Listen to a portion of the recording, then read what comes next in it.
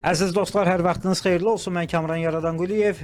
Yenə sizi salamlayıram və nəzərinizə çatdırmaq istəyirəm ki, bu gün də işin adamı efirdədir. Həftə içi 5 gün efirimiz yayımlanır və müxtəlif sahələrdə fəaliyyət göstərən dəyərli Azərbaycanlı işinin biliciləri və yaxud Azərbaycanda fəaliyyət göstərən olur ki, başqa ölkənin nümayəndələri də şirkətlərə rəhbərlik edir, amma yerli şirkətlərimizin rəhbərləri həmişə efirdə çox maraqlı söhbətlərə bizi dəvət edirlər.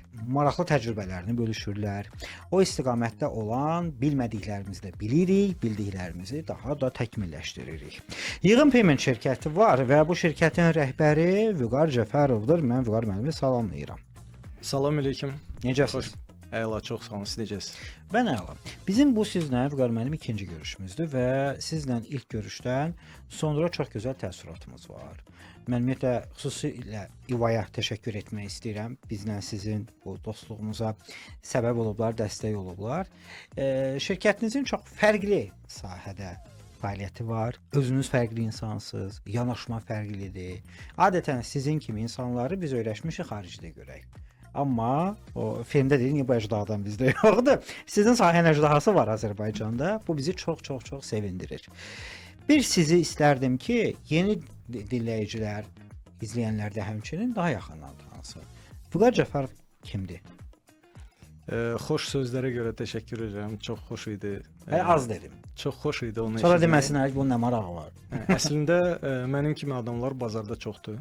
Sadəcə belə deyim, biraz diqqət təvazökardılar. Diqqət onların üzərində deyil. Təvazökar deyillər. Sadəcə belə deyim də yaxşı platformalar tapırlar ki, özlərini göstərsinlər. Həm də ki, bir çox vaxtı sahibkarlar işə başları o qədər qarışır ki, yəni vaxtları olmur ki, öz yaxşı gördüyü işlər haqqında danışsınlar. Hələ bu siz dediyiniz İvayın tədbiri də onun üçün yaxşı bir imkandır. Mən özüm şəxsən nə qədər gözəl insanlar, nə qədər gözəl sahibkarlarla tanış oldum həmin platformada. Yəni və belə diqqət nə qədər çox olsa sahibkarlara həm motivasiya çox olar, həm də ki sahibkarlar özlərinin çox vaxtı belə bir azlıqda hiss eləyirlər. Bizə elə gəlir ki, bizim problemlərimizi heç kim başa düşmür.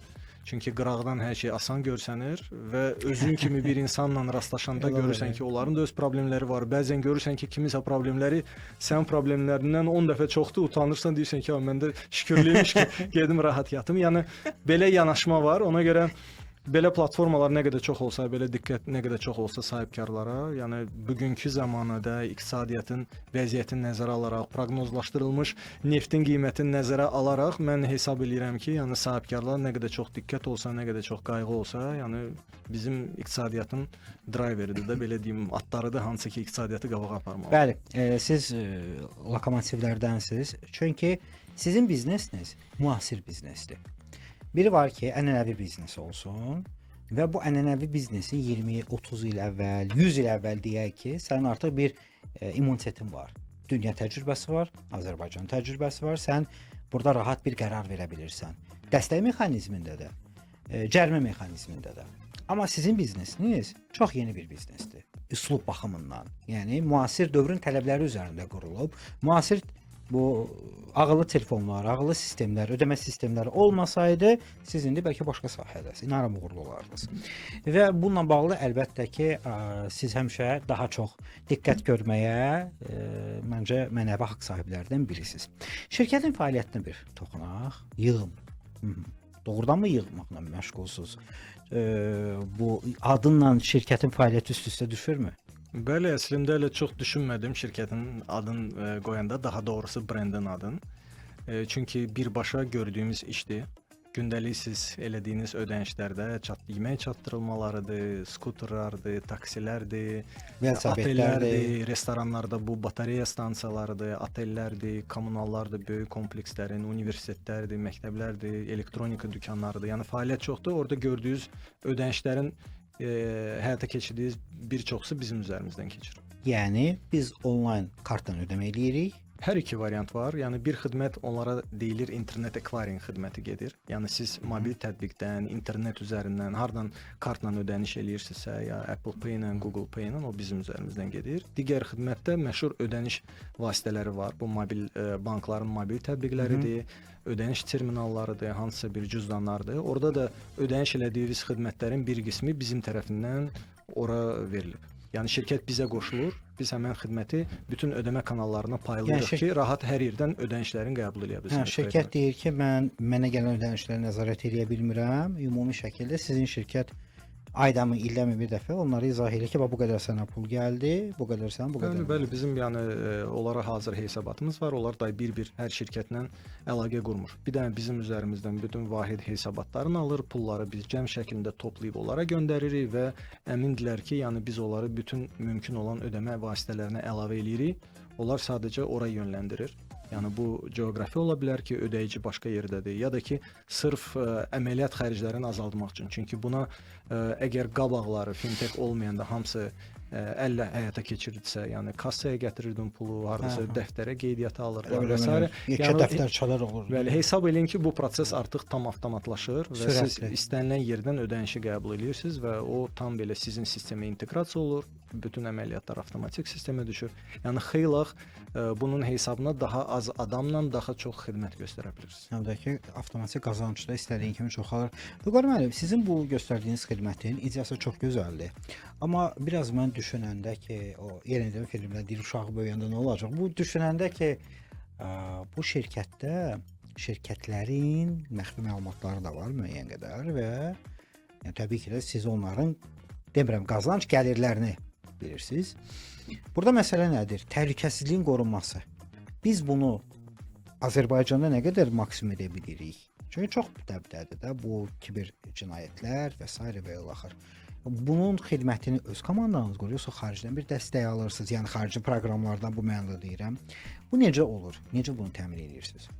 Birincisi onu qeyd edeyim ki, sahədən asılı olaraq yanaşma fərqlənir. Hansı biznesi? Ola bilər ki, fintech, misal üçün biz bizneslərə xidmət göstəririk. Elə fintechlər var ki, onlar birbaşa ödəyicilərə xidmət göstərir. Cüzdandır ya terminaldır. Bizdə isə müştərilər şirkətlərdir. Biz daha beynim dondu. Yavaş-yavaş bir də demək. Bizim müştərimiz şirkətdir. Misal üçün hər hansı bir məktəb deyir ki, bizim ödənişləri topla. O olur bizim müştəri. Biz onu müxtəlif vasitələr veririk ödəniş üçün. Ödəyicilər onların xeyrinə ödəyir. Amma bizim üçün müştəri şirkətdir. Bir də var ki, hər hansı bir cüzdan harda ki siz qeydiyyatdan keçirirsiniz ya da hansısa bir mobil tətbiq və siz oradan hər hansı bir ödənişi həyata keçirirsiniz. Onlar gedir B2C deyirlər də, onlar business to customer, yəni birbaşa biznes müştəri ilə əlaqə qurur. Bizim sahəmiz daha aşağı riskli sayılır. Biz misal üçün elə riskli sahələr var ki, misal üçün qumar oyunlarıdır, dərman satışlarıdır. O riskli sahələr sayılır. Biz misal üçün onlara xidmət göstərmirik, ancaq aşağı riskləri göstəririk. Məlumat baxımından isə bizim proqram təminatımız tam özümüzkidir. Tam Azərbaycan əməkdaşları tərəfindən yaradılandır və biz bununla fəxr edirik. Həm çeviklik baxımından bizim üçün əlverişlidir. Çünki biz müştərilərin istəyinə tam uyğunlaşa bilirik. Yəni bizdə bir müştəri digər müştəriyə oxşamır. Yəni biz onun biznes proseslərini analiz edirik və maksimum çalışırıq ki, ödəyiciyə rahat üsul yaradaq ki, o maksimum belə rahat üsulla ödənişi həyata keçirsin. Rəsmi işləyən, amma kartla ödəmə alanlar desək, həm xidmət, həm məhsul olanlar sizdən çalışa bilir, belə başa düşdüm. Bir də təkrarın sualı tam aydın olmalı. Məsələn, şərt deyil ki, məsələn, restoran da sizlə əməkdaşlıq edə bilirmi, marketdə əməkdaşlıq edə bilirmi və yaxud ayaqqabı mağazası da sizlə əməkdaşlıq? İstənilən təşkilat, istənilən sahibkar, hansının ki tələbi var ki, ödənişləri qəbul eləsin, birbaşa təması yoxdur, belə deyim, ödəyici ilə. Yəni bizim üzərimizdən ödənişi qəbul edir. Həm də ki, restoranlar da eyni şəkildə, əgər restoranlarda misal üçün ya hansısa obyektlərdə çoxlu insan varsa və istəyirlər o prosesi də avtomatlaşdırsınlar ki, bir də kassaya yaxınlaşmasın, post terminal gətirməsinlər, o zaman da biz xidmət göstərə bilirik. Yəni bizim müştərilərimiz arasında restoranlar da var. Parkinqlərin də sistemi ondan sonra. Parkinqlər də bizdə parkinqlər də var və bir neçə parkinqlər hansı ki siz ödəniş eləyirsiniz müxtəlif mobil tətbiqlərdə. Mobil tətbiq onu biz paylamışıq ora və onların da sayı artır. Əsərin qəhrəmanı bu gün bizləndir. Dostlar, çox maraqlı həm söhbətimiz var efirimizdə. Növbəti sual bu olmalıdır. Bizim dostlar da ümumiyyətlə bir neçə sualla bağlı sizə müraciət ediblər. Ödənişlərin sürətli və problemsiz olması bizneslərin inkişafına necə təsir edir? Bugünkü dövrdə ümumiyyətlə bəzi bizneslər bu müasir texnologiyalardan istifadə eləməsə ümumiyyətlə fəaliyyət göstərə bilməz. Hələ bu həmin yemək çatdırılmalarını nümunə gətirə bilərik, hansısa onlaynda fəaliyyət göstərən biznesləri nümunə gətirə bilərik, elan saytları nəsə satış edənlər. Yəni köhnə üsul bir var ki, siz dükana gəlirsiniz, hansısa nöqtədə, hansısa ofisdə gəlib xidmət alırsınız. Bir var ki, bunu onlayn mobil tətbiq üzərindən, telefonla əlaqə saxlayıb e-mail üzərindən alırsınız. İstər-istəməz burada artıq fintech'in dəstəyinə ehtiyac var ki, ödənişləri qəbul eləmək, ondan başqa da bu kuryer xidməti o da avtomatlaşmış olmalıdır ki, ola bilər ki, nəyisə çatdırmaq lazımdır. İstər-istəməz buna ehtiyac var və mütləq əgər sahibkarın iştahı varsa, o mənada ki, biznesin artırsın, böyütsün, mütləq müasir texnologiyalardan istifadə etmək lazımdır ki, insan resursu minimum olsun proseslərdə. Ki, məsəl üçün, ola bilər ki, ofisdə 5 nəfər olsun, amma müştəri bazası bir neçə milyon adam olsun, əgər prosesləri düzgün qurubsa. Yəni, bunlar hamısı bugün mümkündür. Evet. Proseslər nə qədər avtomatlaşmayıbsa, o qədər daha çox insan lazımdır ki, eyni prosesləri həyata keçirmək üçün. Ona görə tövsiyə edirəm ki, yəni bu istiqamətdə hər sahibkar özünə güclü hədəflər qoysun və güclü hədəflərə çatmaq üçün baxsın ki, hansı prosesləri necə avtomatlaşdırsın ki, biznesi daha geniş olsun. Ümumiyyətlə, yalnız hər şeydə sizdən gözləmək məncə düzgün deyil. İstifadəçilərin özlərinin bilməli olduğu, düzgün ən azı 5 addımda olsa, düzgün atmalı olduğu addımlar var. Nələr düz etməli istifadəçilər? Mən deyərdim ki, biz burada əl-ələ gedirik bizneslərlə. Çünki hər biznesin bir layihələri var, ideyaları var, yol xəritəsi var, hansı ilə ki, getmək istəyir. Və bizim özümüz üçün məqsədimiz odur ki, həmən yol xəritənin həyata keçməsi üçün lazımi həllər verək. Və bir çox vaxtı müştərilər bizi onun üçün seçir ki, biz çətin həlləri xoşlayırıq. Xoşlayırıq ki, iştahı böyük olsun müştərinin. Çünki adi bir şey istəyəndə onu bazarda istənilən bir şirkət eləyə bilər. Amma əgər iştahı böyükdürsə, çoxlu funksionallıq istəyirsə və bilir ki, bunu istəyəcək. Yəni bir var ki, bina tikirsiniz, bilirsiniz ki, 1 mərtəbə olacaq. Biz xoşlayırıq ki, eləsinə işləyək ki, bilir ki, 16-40 mərtəbə olacaq, 50 mərtəbə olacaq və fundamentin qoyanda bilir ki, mənə elə partnyor lazımdır ki, mən bu mərtəbələri qaldıra bilim. Yəni bu formada və fərqli kreativ layihələr olsun. Və çünki funksionallıqlar çoxdur və ili-ildən artır. Yəni texnologiyalar, müxtəlif həllər və onların hamısını vaxtında biznesə çatdırmaq ki, biznesin vaxtı getməsin onların hamısının tətbiq olunmasına çox vacibdir ki, güclü partnyor olsun, hansı ki, onları tətbiq edə bilir və vaxtında təmin edə bilir ki, şirkət də innovativ olsun, bütün bu həlləri müştərilərinə verə bilsin. Yol xəritəsi dediniz. Yol xəritəsi ilə bağlı bir çox şirkətlər bir 10 il əvvələ qədər çox rahat şəkildə və yaxud strategiya ilə bağlı 1 illik, 3 illik, 5 illik yazırdılar və bunun bir 90%-ni çatdırdılar. İndi çox böyük bu mövzuda danışan insanlardan mən eşidirəm ki, böyük şirkətlər var, hətta dünyada. Onlar yol xəritəsinə və yaxud strategiyaya baxırlar. Amma yolun başlanğıcında, ortasında tez-tez dəyişə bilir, qaydalar dəyişə bilir. Sizin biznesdə necədir? Mənim də yanaşmam tam eynidir ki, çevik lazımdır. Yəni öz strategiyanın, öz yol xəritənin qurbanı olmamalısan da, belə deyim, nökər olmamalısan, o sənin üçün çalışmalıdır. Əgər bazarda hər hansı bir ağrı görürsənsə, əgər hər hansı bir texnoloji dəyişikliyi görürsənsə, istər-istəməz ona tez reaksiya vermək lazımdır. Ona görə bizim də yanaşmamız o formadadır. Yəni əsas nöqtələri bilirik, amma getdiyimiz yerdə görürük ki, təzə imkanlar yaranır, ya da ki, hansısa tələbatlar var, ya hansısa müştəri sorğusu var. İstər-istəməz biz adaptasiya edirik və çevikliyimizi göstərərək yolumuzu biraz başqa cür keçiririk. Bunda belə çıxır ki, sizin zehni istirahətə vaxtınız yoxdur. Hər dəfə yeni üslub, oyunun şərtləri dəyişir, o coskilər dəyişir, belə çıxır. Deyərdim, məsəl üçün maraqlı diskussiyam olur atamla. Atam da bir çox vaxtı rəhbər vəzifələrdə çalışıb. Deyir ki, yaxşı menecer sadəcə idarə eləməlidir, başqaları çalışmalıdır. Mən də ona hansı nümunə gətirirəm, sizə nümunə gətirim. Yəni bir var ki, gündəlik təkrarlanan proseslər, məsəl üçün çörək zavodu deyək də, gündə çörək bişirirlər. Eyni qayda. Təkrarlanan prosesdir. təqribindəki Orada kimi rəhbərliyə dəqiq nisbətən asandır, çünki sadəcə prosesi sazlayır, idarə eləyir, xərclərə baxır, gəlirlərə baxır. Bir də var ki, daimi dayanmadan yeniliklər yaradırsan. Yəni burada prosesi yaratmaqla, onu tətbiq eləməklə, prosesi qurmaqla, idarə eləməklə hamısı eyni vaxtda baş verir və istər-istəməz burada yanaşma tamam başqadır. Yəni o köhnə üsul təəssüf ki işləmir. Yəni idealda bilirik, istəyirik ki, hər şey bizim minimal iştirakımızla çalışsın, amma təəssüf ki, yəni o qədər çox texnologiyalar çıxır ki, istər-istəməz, yəni fikir verirsəz böyük şirkətlər belə, yəni Facebook'un təsisçisi Elon Musk özü, yəni bütün proseslərin içindədirlər. Yəni baxmayaraq ki, milyardlarla olan korporasiyanın rəhbəridirlər. Bunlar da istəyirlər getsin Mərdəkanda bağda otursun. Onlardan nə istəyirsiniz soruşun, istənilən biznesdən tam rahat cavab verə bilirlər. Çünki bütün proseslərin içindədirlər. Hətta yadımdadır bir neçə il bundan qabaq Elon Musk demişdi ki, intervyuya gəlmişdi belə görsənirdi ki, təngi nəfəsli, deyir bu dəqiqə deyir Tesla maşının altından çıxıram, deyir orada nəsə kabel tapa bilmirdi. Yəni bugünkü texnoloji şirkətlər artıq bu formada çalışır. Təəssüf ki, bu stres tərəfi mövcuddur. Siz valideyninizlə olan bu dialoqa dediniz. Bir dənə istəyirəm söhbətdən söhbətə keçim. Bu işə başlayanda sizin çox maraqlı bir valideyninizin sizə yanaşması olub. Bir dənə bunu danışardınız bizə zəhmət olmaz. Onlar ilk başda inanmayıblar, sonra bala özünə bir iş tapdı. Nəsə belə bir söhbətlər olmuşdu. Çox yaxşı sual verdiniz və mən fikirləşirəm ki, bu mənim sualımın cavabı cavanlara çox maraqlı olacaq.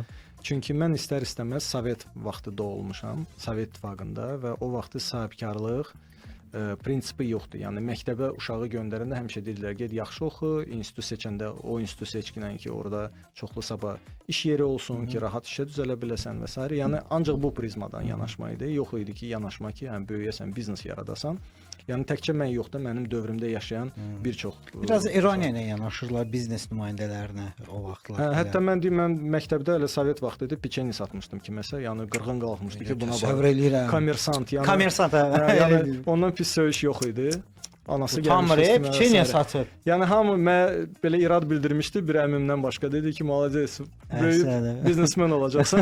Yəni bir çox adam o vaxt ona pis yanaşırdı. İndi yanaşma dəyişib. Hətta bizim dövrümüzdə yadımdadır ki, kimdənsə soruşanda ki, böyüyüb kim olmaq istəyirsən? Çox vaxtda belə ən populyar deyirlər ki, vəkil olmaq istəyirəm. Kosmonavt o vaxtlar. Yox, mənim dövrümdə. Yəni institut seçdiyi zaman həmişə seçirdilər ki, hüquqşünas, nə bilim, jurnalist, hakim, prokuror və s.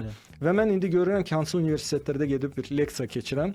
Onlara sual verəndə artıq populyar, onlar hamısı sahibkar olmaq istəyir, biznesdə olmaq istəyir. Yəni dövr dəyişib, dünya görüşü dəyişib və indi düşünürəm ki, artıq bir çox valideyn uşaqlara artıq tövsiyə eləyir ki, get biznesi qur və s. Yəni artıq bu prizmadan yanaşma var və o çox gözəldir. Siz bu işə başlayanda amma inanmırdılar evdə. Deməzdim ki, fərqli baxırdılar daha doğrusu. Yox, belə deməzdim. Nəyə görə? Çünki mən institut, məktəb vaxtımdan belə pul qazanıram. Yəni vaxtı ilə KVN-lər təşkil edirdim. Azərbaycan Gənclər İttifaqında işləyirdim 11-ci sinifdə artıq. Sonra aparıcı idim. Daimi sonra 2007-ci ildə birinci biznesimi qurdum. Yəni anam bir də mən arada görəndə ki, nəsə evə almışam, otuzdurub soruşurdu ki, balam, mən düzün deyəsən, mafiyada deyilsən. Yəni ondan başqa digər məsələdə yəni tam etibar eləyirdilər və mən paralel yığımı yaradanda digər şirkətlərdə çalışırdım və artıq vaxtı gələndə ki, mən oradan çıxıram və ancaq yığım üçün çalışacağam. Elə bir söhbət oldu ki, yəni əminsən, çünki burada stabil maaşın var, o var, bu var, falan var. Yəni və bu diskussiyadan sonra, yəni böyük və kiçik arasında olan diskussiyadan sonra məsəl üçün atam mənə qəbul elədi. Onun işini tövsiyə verməyi də həmişə deyir ki, seçim sənin də özün ver. Amma hiss elirdim ki, çox narahatdılar, amma xoşbəxtlik oldu ki, uğurlu oldu. Biri var öz pulunu yığasan, bir də var sizin işiniz cəmaatın pulunu yığmaqdır. Öz puluna vaxt gələcək. Burada da indi yeni bir biznesdə mən həqiqətən baxmayaraq ki, mən gənc nəsil nümayəndəsiyəm. Yəni mən də ağsaqqalım girdim, mən də həyəcanlanardım da. Bəlkə siz özünüz də həyəcanlanarsınız, çünki indi baxırsan çox yeni bir format layihədir, çox yeni bir üslubda olan biznes növüdür və şükürlər olsun ki, uğurlu bugün işin adamı olaraq bizdən birlikdəsiz. Mütləq maraqlı şəkildə efirimiz, söhbətimiz davam edəcək. Sponsor məlumatı.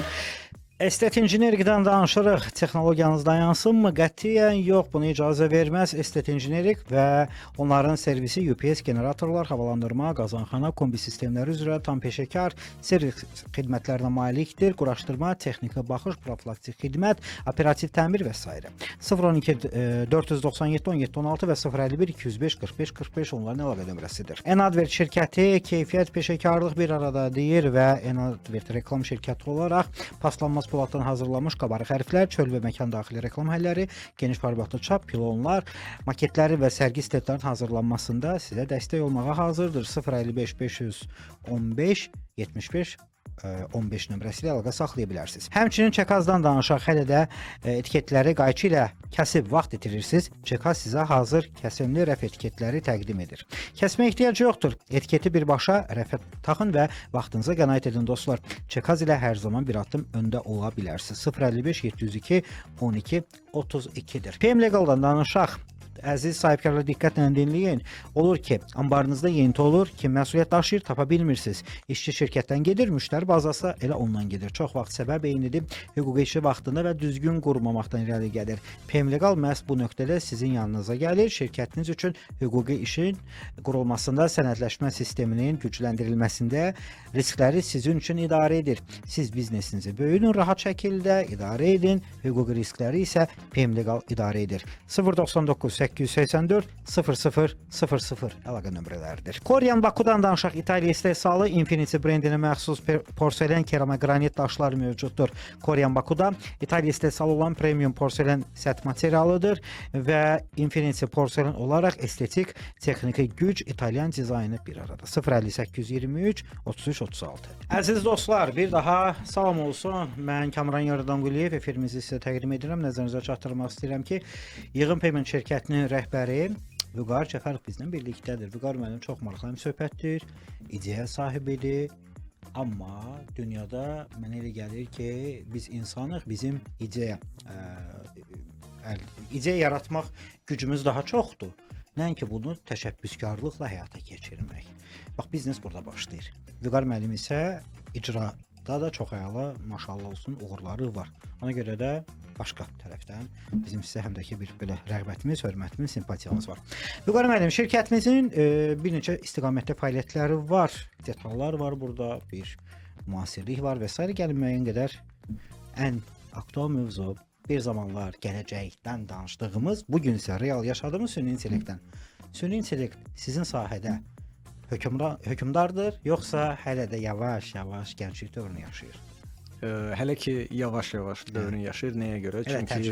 Hələ juniorda. Çünki bizim sahə elə sahədir ki, orada pul var ortalıqda və istənilən səhv, yəni onu sonra aradan qaldırmaq çox çətin olur. Ona görə böyük ödəniş təşkilatları, beynəlxalq ödəniş təşkilatları belə sadəcə analitik tərəfin belə deyim də araşdırmaq üçün istifadə eləyir. Amma sırf proses baxımından hələ təzə bax, onu da danışım, yəqin izləyicilərə, qulaq asanlara maraqlı olar.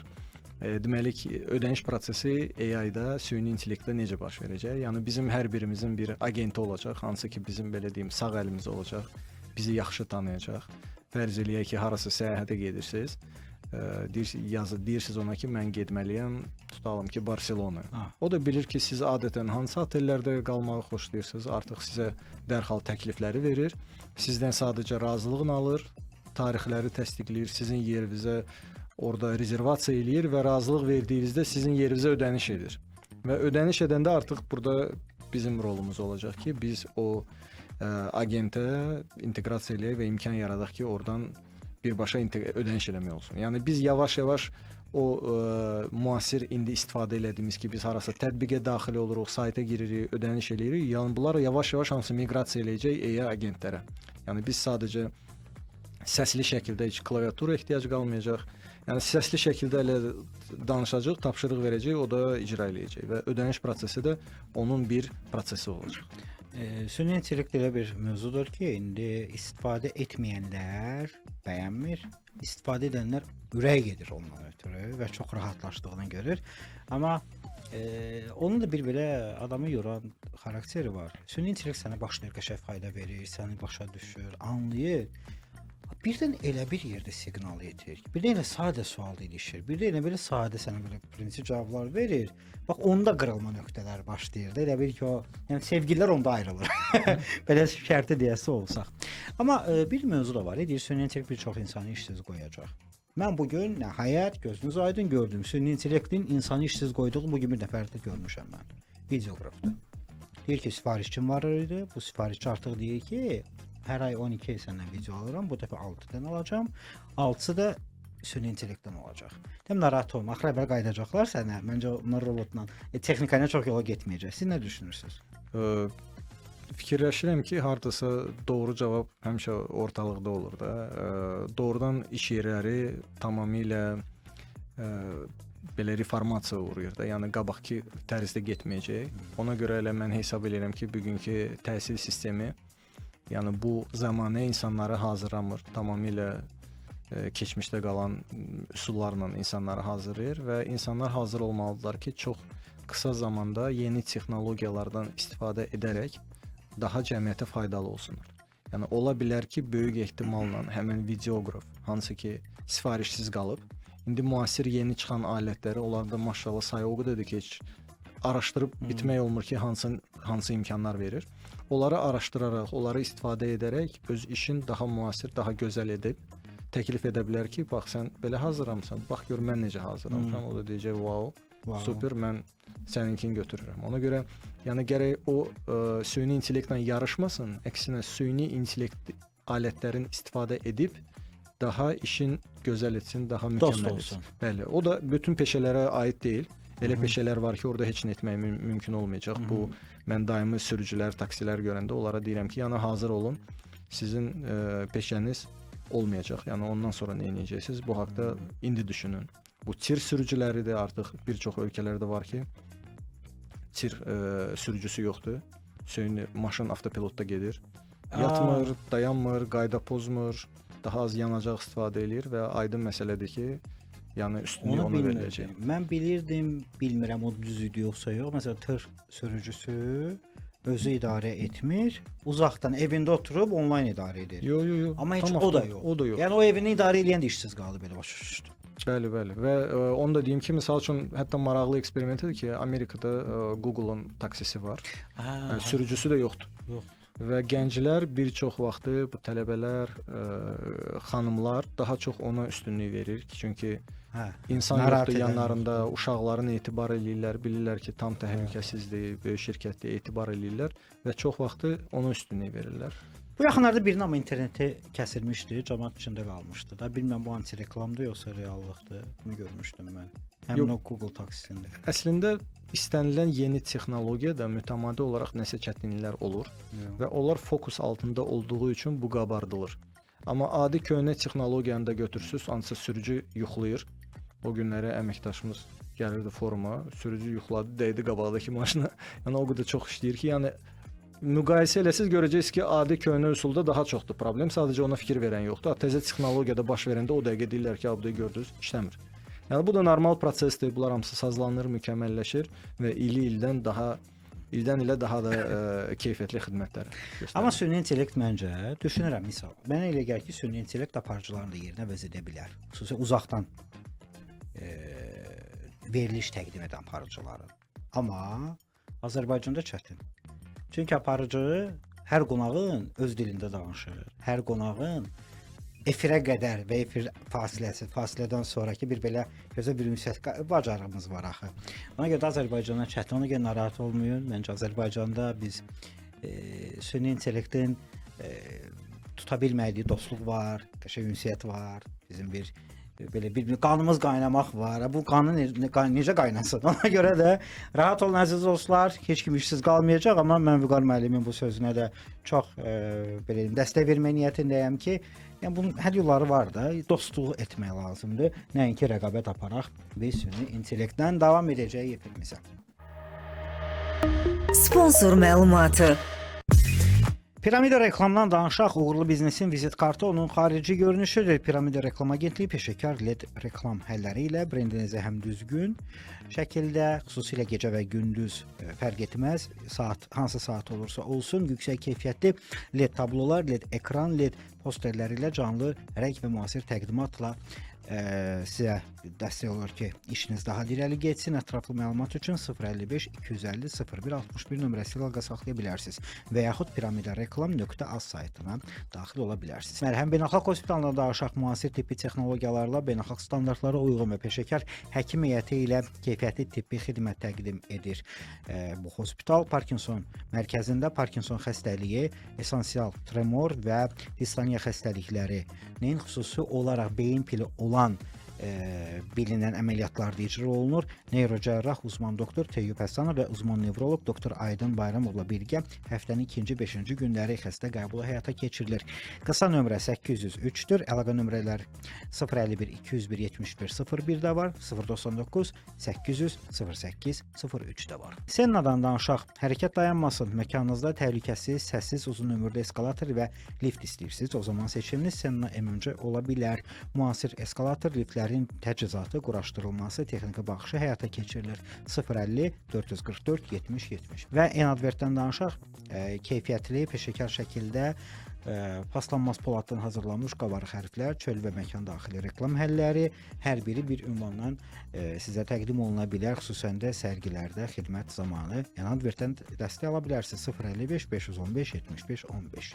Hörmətli dostlar, efirimizin ikinci saatının son dəqiqələrinə başladıq. Həftəmizin də son efir günüdür və nəzərinizə çatdıraq ki, Yığın Payment şirkətinin rəhbəri Vüqar Cəfərov bizlə birlikdədir.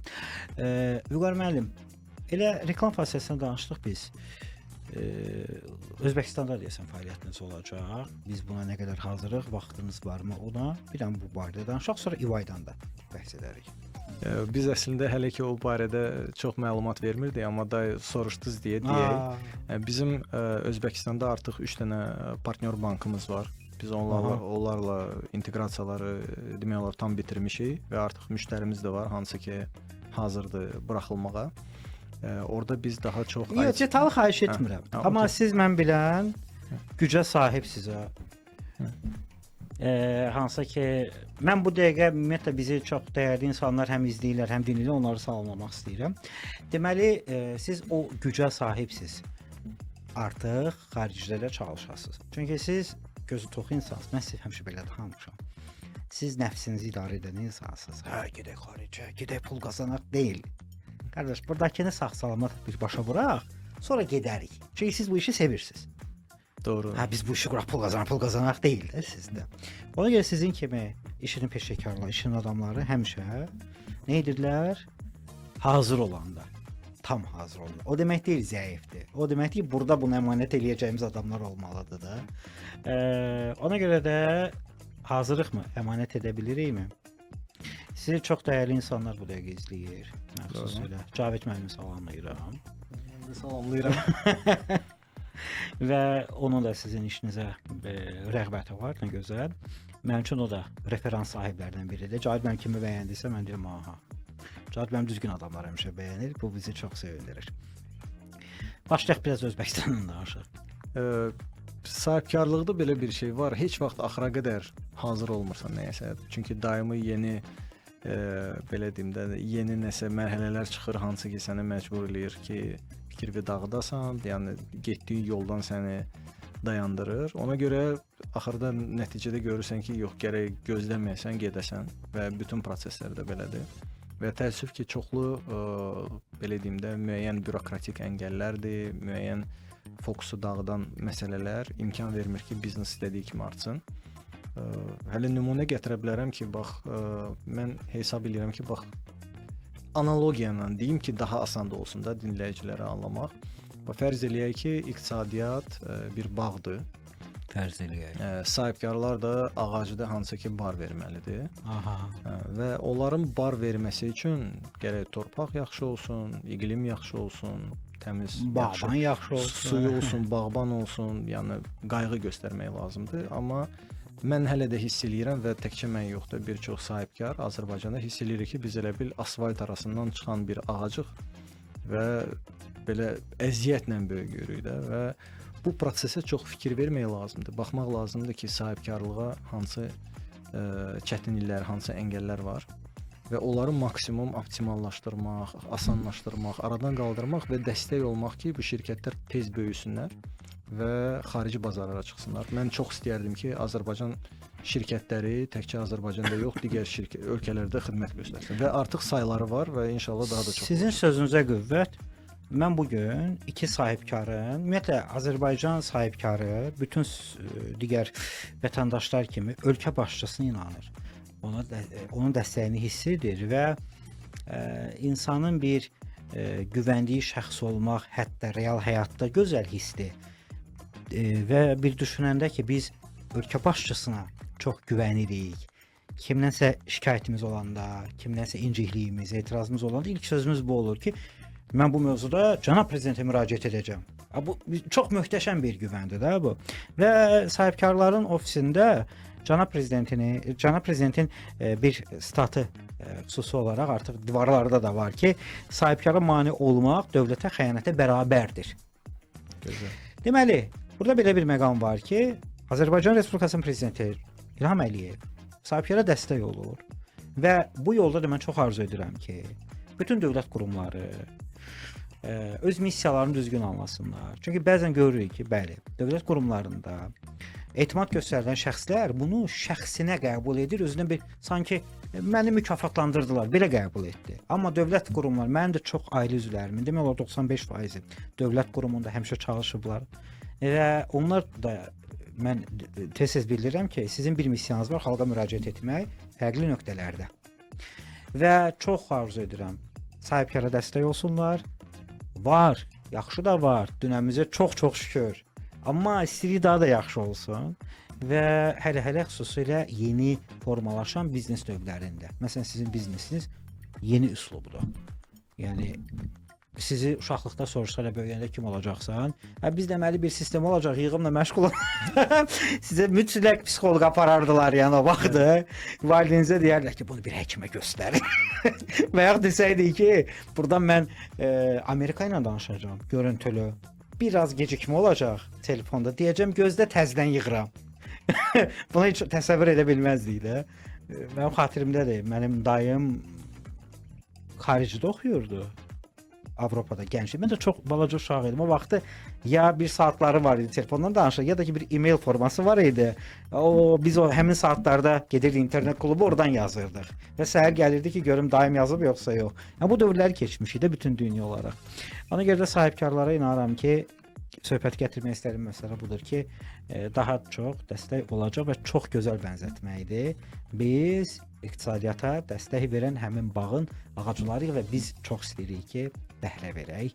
Nəinki qışı görəndə yay gəlsin, yayın əvəzinə qar yağsın, olmamalıdır. Məncə burada 3 dənə nöqtə. Sizin baxışlarınızdan da biz bunu görə bilirik. Bunu inşallah podkast layihələrimizdə daha çox danışarıq. İVAY-dan danışaq biraz. Danışaq. İVAY-da ümumiyyətlə sizi biz tanımışıq və bu müsabiqənin mi deyim, bu platformanın dəstəyini necə qiymətləndirirsiniz? Mən hesab edirəm ki, bu çox gözəl platformadır. Əvvəl dedim bəzi üstünlüklərin ki, mənim kimi digər sahibkarlarla tanış olduğum gözəl bizneslərlə. Ondan başqa da sahibkar daimi fokuslu olur işdə. Bir başını qaldırmır ki, baxsın ki, ümumiyyətlə nə işlə məşğuldur, bir dünya ilə necə əlaqəlidir və həmin belə deyim də iştirak elədiyin zaman bu tədbirdə sən görürsən ki, yəni jüri heyəti nəyə fikir verir və təzədən qıraqdan bir baxışla öz biznesinə qıraqdan baxırsan ki, doğrudan sən nə qədər uğurlusan, cəmiyyətə nə qədər xeyir verirsən. Belə deyim də təkcə sırf ola bilər ki, biz biznes kimi, pul qazanmaq kimi uğurlusan, amma bir cəmiyyət üçün, xeyir üçün bir fayda yoxdur. Yəni liderləri necə yetişdirirsən, əməkdaşları necə yanaşırsan, şirkət hansı neçə dənə ailə həmin biznesdən faydalanır, evə çörək aparır. Yəni bütün prizmalardan artıq biznesə baxırsan və onu artıq jüri heyətinə danışmaq istəyirsən və ondan sonra istər-istəməz biznesə yanaşmada tam dəyişir. Ondan başqa da digər bizneslərlə də görüşəndə görürsən ki, sən tək deyilsən də, doğrudan da Azərbaycanda müəyyən bir kütlə var ki, onlar sahibkarlıqla məşğuldurlar və bir-birini daha yaxşı başa düşürlər. Tez-tez görüşmək, yaxşı al-bu havada çox vacibdir. Və belə bir platformanın olması mən hesab edirəm ki, bizim ölkə üçün çox böyük uğurdur. Həmin şirkətin, belə deyim, həm şirkətin, həm bu layihənin təsisçilərinə, idarəçilərinə çox böyük təşəkkürüm var. Və inanıram ki, bu layihə ildən ilə daha da uğurlu olacaq və daha da çox sahibkar bu Faydasını layihəyə görəcək, yəni. qoşulub faydasını görəcək. Biz çox gördük faydasını. Onlar da görəcək və mən danışıram nə kimi fayda var. İstəyirsə sizə də qısaca deyim. Deyin artıq sonra. Deməli, birincisi bu beynəlxalq brenddir. Səhvləmirəmsə Britaniyanın brendidir və istər-istəməz çoxlu məqalələr çıxır. Tədbirdən sonra. Dünyanın ilk deyəsən dördlüyündədir, səhv etmirəm. Bəli, Big Four deyirlər onlar, yəni ilk 4 şirkətlərin biridir və onlar çoxlu məqalələr paylaşırlar, çoxlu press relizlər çıxır və həmin press relizdə elə bil ki, həmin sahibkarın adı və həmin təşkilatın adı yanbayan olur. Əgər hər hansı bir nominasiya qazanıbsa, əgər birinci yeri qazanıbsa, istər-istəməz bu biraz da şirkətin nüfuzunu artırır və istər-istəməz gələcəkdə digər şirkətlərlə partnyor olanda, təzə bazara çıxanda, böyük şirkətlərlə işləyəndə o əlavə bir etibar mənbəyidir ki, baxın, mən burada iştirak eləmişəm, burada qalib gəlmişəm, müxtəlif dillərdə var və artıq həmin şirkətlə əməkdaşlıq eləmə ehtimalı artır. Bu da sahibkar üçün çox vacib amildir. Çox təşəkkür edirəm sizə. Çox qəşəng bizim efirimiz oldu, həm söhbət olduq. Sonda nəsə demək istədiniz varmı? Yox, əgər sualınız yoxdursa. Artıq efirimiz yekunlaşdı. Sualım sizə çoxdur. Amma bu da ona çıxartsın ki, arzu edirəm növbəti efirdə yenidən görüşərik. Olar? Dəvətiniz üçün təşəkkür edirəm. Çox sağ olun. Təşəkkürlər, minnətdarıq. Vüqar Cəfərov bizlə birlikdə idi, əziz dostlar.